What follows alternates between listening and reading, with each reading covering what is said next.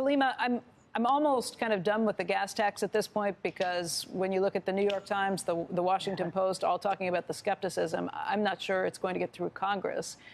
May not have enough Democrats even on board to do some of these things. But why don't we talk about the administration's moves today and bringing 7 CEOs of oil and gas companies, or at least the head of U.S. operations for some of them too, into the White House to meet with the Energy Secretary, Jennifer Granholm.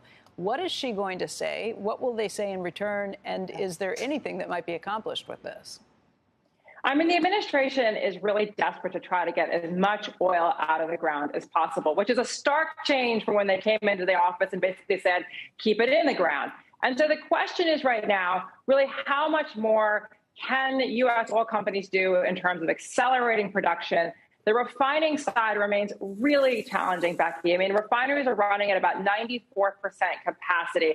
It's very hard to see how we can get, more refined product quickly. But the administration, I think, wants the optics to look like we're trying to do something in terms of getting more oil and gas. I mean, last week they were criticizing them. This week they're sort of embracing them at the White House.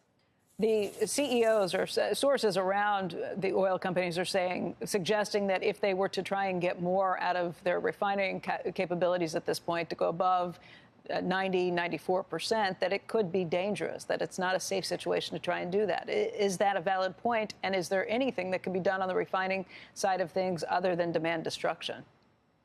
I mean, again, unfortunately, this does look like a market that's going to have to be balanced by demand. And what's interesting with sort of gas tax holiday, which looks like it's not going to get through Capitol Hill, was actually a move that would have potentially stimulated demand, which is in stark contrast to, frankly, the situation in Europe right now. You have Germany's economy minister out basically saying they're going to potentially have to do auctions for gas this summer. They're facing a potential full shutoff of Russian gas. So in Europe now, they're having to talk about, pulling back on consumption. We're not there yet in the United States in terms of what we're messaging to consumers.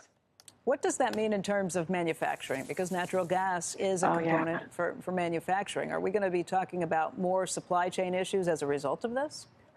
I mean, Becky, this is a really serious situation in Europe. I mean, Fatih Birol was out yesterday, the IEA head, saying Europe should prepare for a complete gas cutoff from Russia. So we are looking at potential rationing measures, industrial curtailments. I mean, this situation in Europe really does look like an energy emergency as we head into winter. Shepard Smith here. Thanks for watching CNBC on YouTube.